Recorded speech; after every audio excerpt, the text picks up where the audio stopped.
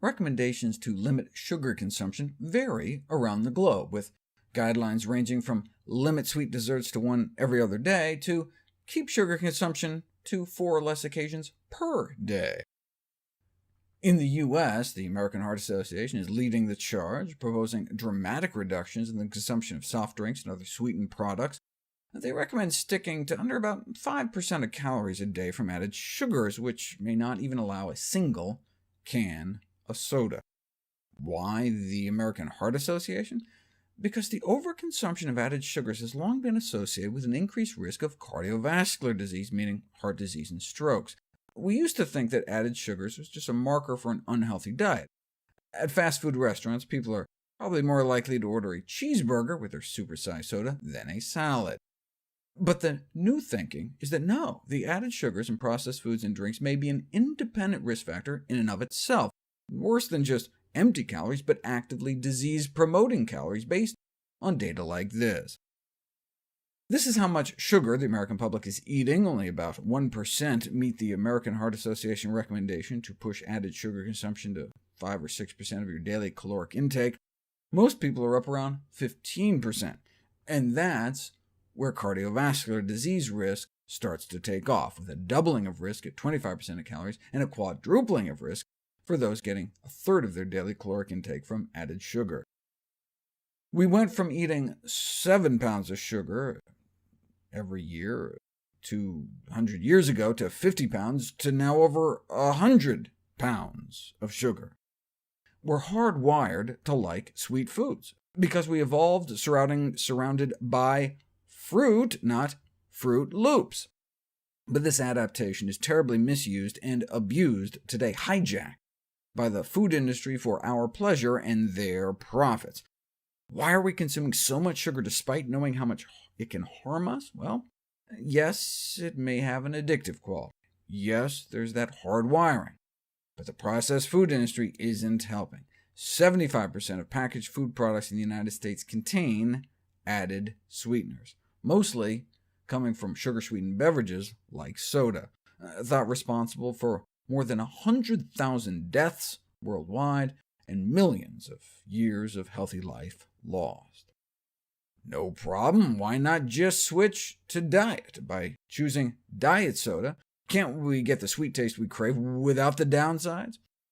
Unfortunately, routine consumption of diet soft drinks is associated with increases in the same risk that many seek to avoid by using artificial sweeteners. Here what studies have found for the increased risk of cardiovascular disease associated with regular soda, and here's the cardiovascular risks associated with diet soda. In other words, the belief that switching to diet soda will reduce long-term health risks is not well supported by scientific evidence, and instead may contribute to the very health risks people were seeking to avoid in the first place. But why? I mean, it makes sense why drinking all that sugar might increase stroke risk with the extra inflammation and triglycerides, but why, in this pair of Harvard studies, did a can of diet soda appear to increase stroke risk the same amount? Yes, maybe the caramel coloring in brown sodas like colas may play a role, but another possibility is that artificial sweeteners may increase the desire for sugar-sweetened, energy-dense beverages and foods. See, the problem with artificial sweeteners is that there's a disconnect that ultimately develops between the amount of sweetness the brain tastes and how much blood sugar ends up coming up to the brain. The brain feels cheated and figures you have to eat more and more and more sweetness in order to get any calories out of it. As a consequence, at the end of the day, your brain says, OK, at some point I need some blood sugar here, and then you eat an entire cake, because no one can hold out in the end. If you give people Sprite Zero, or unsweetened carbonated lemon lime water, and you don't tell them what is what and what the study's about, and then later on you offer them a choice. They can have M&Ms, spring water, or sugar-free gum. Guess who picks the M&Ms?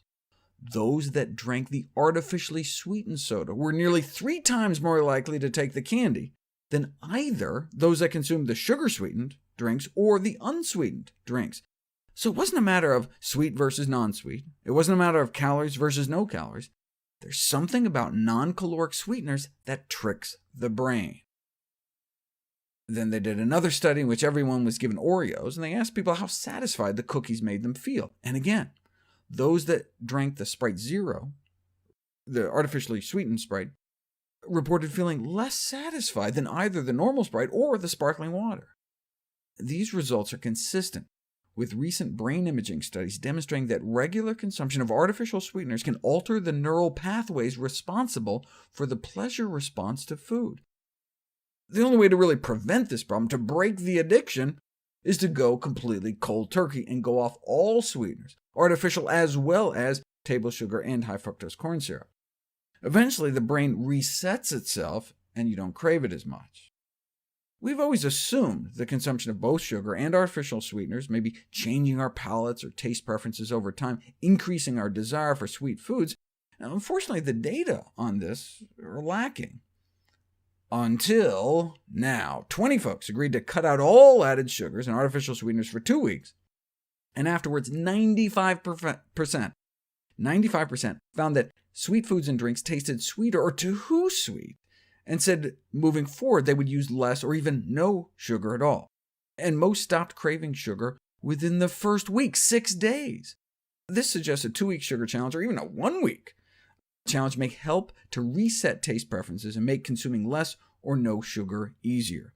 And so maybe we should be recommending it to our patients.